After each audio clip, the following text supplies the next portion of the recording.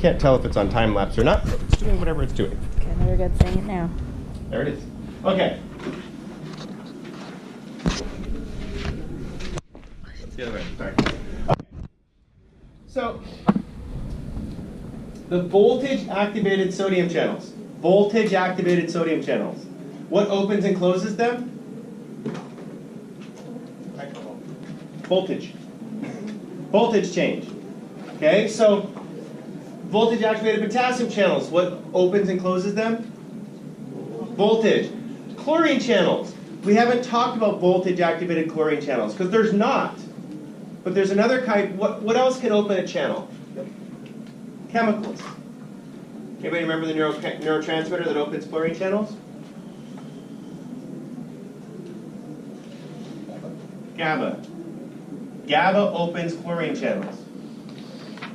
So far, so good. We finished. I drew the GABA receptor on the other side of the board over there. But how many sides does the GABA receptor have?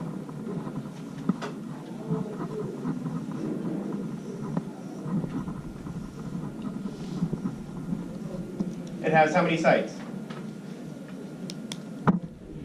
Come on, use words. Even if you say the most obvious thing ever, it doesn't matter. So it has how many sites? Three sites. Okay, the 3 sites. GABA binds to one of the sites. What was the molecule look like that I drew?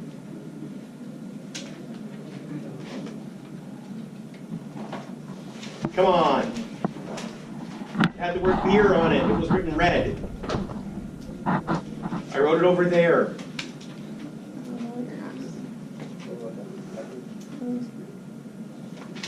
Remember? I wrote the little beer can molecule? Yeah. Over there? That did Prozac. Oh, Prozac was serotonin. For the. I drew it right here. See if I can see it on the board. Yeah, alcohol. I had a little red can right here that said beer on it. Triggering any memories whatsoever. Okay, good. A few nodding people. Good. You should talk. I don't know what you're asking. Okay, so now. Yeah, I wrote it down. Perfect. I just don't know what you're asking. Okay, so. Tell you. Okay, that's fine. I should be more clear. So the GABA receptor has 3 binding sites. One of them is for a neurotransmitter called GABA. One of them is for alcohol. One of them is for Valium.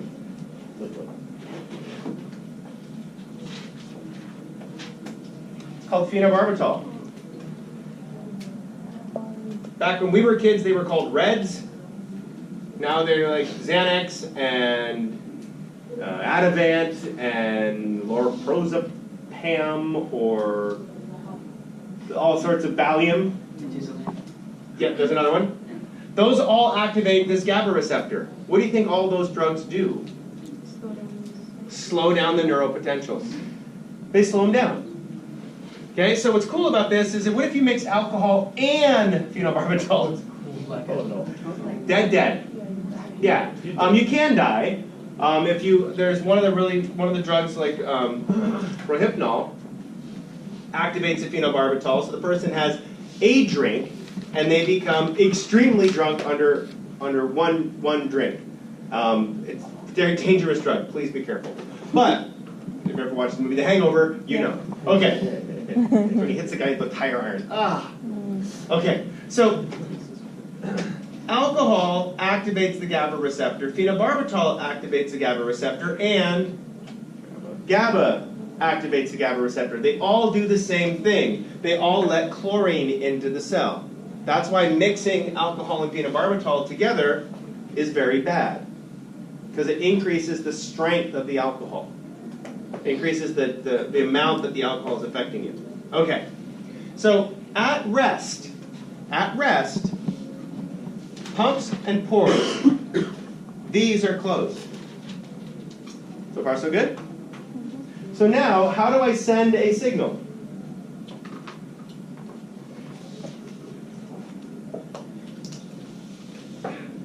How do I send a signal? How do I get this axon hillock to send a signal? By sodium. Let sodium in. Okay? If I open a sodium channel, a ligand-activated sodium channel through the synapse, I let some sodium in. When the sodium comes in, the cell becomes what? More positively charged. Goes from -70 to -60. There's a point at -60 millivolts, give or take. Every single cell is slightly different. But there's a point called, what's a point called? Threshold. What just happened? See the change? What opened up? What channel? Sodium channels open. They open because at -60, the little cork can't stay in, and the pressure from the sodium pushes the cork out. The pressure from the sodium pushes the cork out, and why does sodium rush in?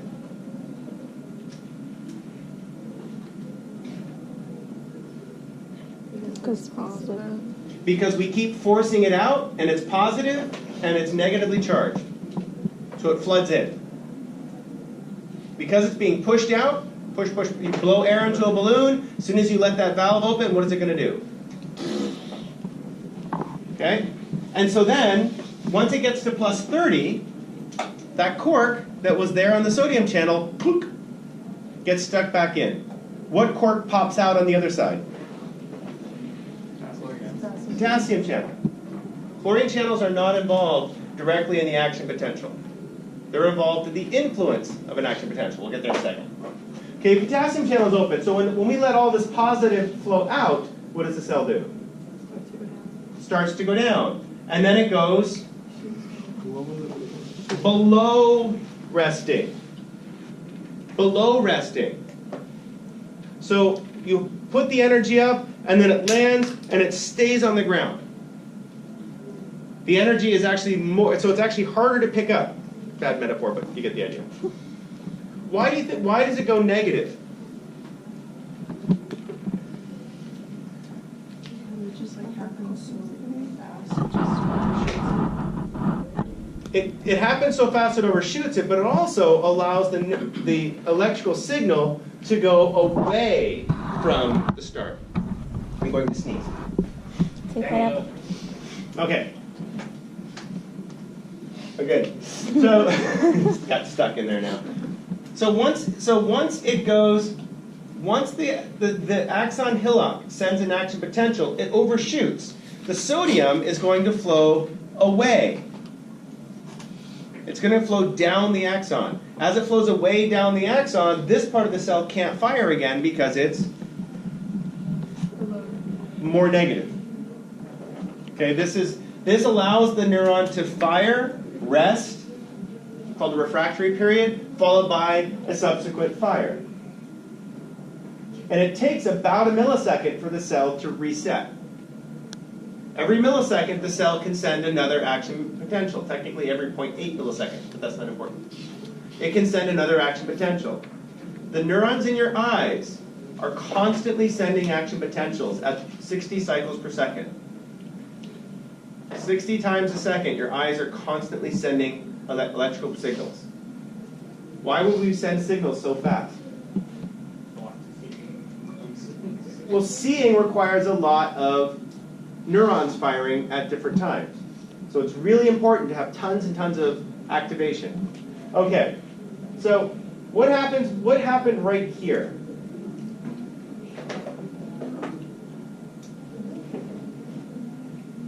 What would cause a rapid hyperpolarization?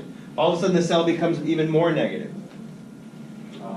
Addition of chlorine. Chlorine or potassium. Potassium, if I open potassium channels, it slowly goes down.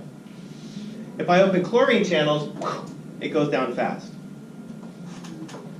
Okay, so on a cell at rest, are there already potassium pores open? Yeah, that's what helps keep it at minus 70 millivolts. If I open more potassium channels, it slowly goes down. Okay, it's a general inhibitor. But if I open chlorine channels, it goes down really fast. Have we heard of chlorine pumps? No, there aren't chlorine pumps, but I don't. There aren't chlorine pumps. So when the chlorine gets added to the cell, it has to diffuse out. It takes a long time. It's a much stronger negative effect. But there are potassium pumps. I let potassium in, it gets pumped, I let potassium out, it gets pumped back in. The pumps are always running. Then the cell returns back to normal. Okay. Okay, we'll go through these. We can go through these. I forgot how to use this. So there's two ways to make an action potential. There's two ways to make an action potential. One. Anybody a Simpsons fan in here? There's a great episode where the kids come to their dad and say, "Dad, we'd like a pool." To prevent an entire summer of, "Can we have a pool, Dad? Can we have a pool, Dad? Can we have a pool, Dad? Can we have a pool, Dad?" we suggest that you get us a pool now. And Homer goes, "I hear your proposal and accept." That is called temporal summation. If I have a little tiny bit of sodium leaking into the cell, okay? Little tiny bit of sodium, is that going to affect the membrane potential of the soma? A little tiny bit. But what if I had that little tiny bit 1,000 times? Little tiny bit, but 1,000 times. Is that going to cause the postsynaptic cell to fire? Yes. Has anybody had a little teeny tiny rock in their shoe? Yeah, it's amazing how debilitating a little tiny rock is. You'd think we're pretty opposable thummy and we're pretty good. You get a little tiny rock underneath your flip-flop and you're completely disabled. It's because it's a very small stimulus, but it's high frequency. High frequency. Little glass splinter in your finger. It's very small, tiny, but it's very, very high frequency. It's very overwhelming, yeah. I was hiking Cows Mountain and some guy was doing it barefoot. Wow. Yeah, if you're smart, you can easily be barefoot. You just have to actually not kick rocks. Being someone who's clumsy, I wear shoes. I work out barefoot though. I don't wear shoes in the gym, and so which is kind of gross for other people. I don't care. No, because I have a small gym, and he suggests we work out barefoot. And somebody goes, "Aren't you worried about dropping a weight on your foot?" This shoe will really not save my foot from dropping 100-pound kettlebell. It'll just keep all the parts in one place. And if I'm working out in steel-toe boots, I'm taking myself way too seriously. That's what it's like. With the short shorts and the steel-toe boots. And I lift things up, I put them down. Okay, so now, he was wearing boots and short. Yeah. Okay. So now, there's another way of doing this. As opposed to having one very small stimulus, high frequency, you could also have a bunch of small stimuli. So what if a bunch of neurons are all sending the signal at the same time? That's called spatial summation. So remember, a dendrite is thousands of branches off a soma. If one is getting a high frequency stimulation, it's likely to fire. If all of the branches are getting low stimulation, is it likely to fire? Anybody Catholic in here? So when you go to like the Catholic Mass, like when they have one of the complicated prayers, it's like all of a sudden it goes mumble, mumble, mumble, mumble, and then everybody knows like a few words, and they go rah, rah, rah, and they get really loud, and then it goes mumble, mumble, mumble again. And good morning. The reason why it gets loud is because if everybody's making the same frequencies at the same time, what happens to the volume? It gets louder. But if it's just noise, when everybody's saying slightly different things at different times, it's quieter.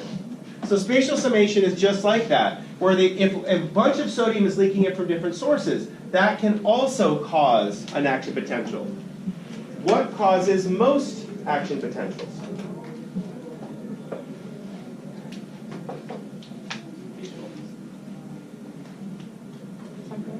Nope. Every neuron has its own spontaneous firing rate. Every neuron is always firing, constantly. Every neuron has its own leakiness. Eyeball neurons are extremely leaky. They fire constantly. High spontaneous firing rate. Why would you want a high spontaneous firing rate? To be consistent. It's not taking in more information, easier to control. Okay, Sam, can I use you for an example? Okay. Okay, so stand up for a second. So I'm going to have, Sam's going to have a high spontaneous firing rate. You're going to try to walk this way. I'm just going to try to hold you back. Okay, walk. Walk. Walk. Try to pull. Pull. Pull. Okay, there you go. Keep pulling. Keep pulling. Okay, watch what happens. As soon as I remove the restraint, what does she do? Thank you. She's pulling against me and I'm holding her back. As soon as I let go, what does she do? Lunges forward really quickly. Is it easier to move forward or easier to hold back? Hold back is a much easier mechanism than move forward.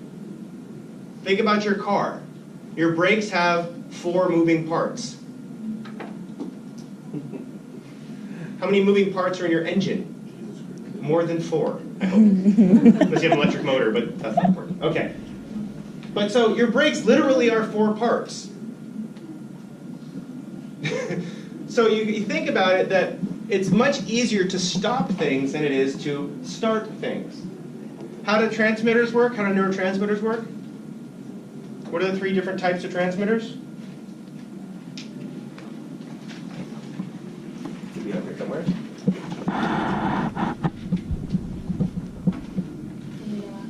Well, no. We talked about some of these already. What does GABA do?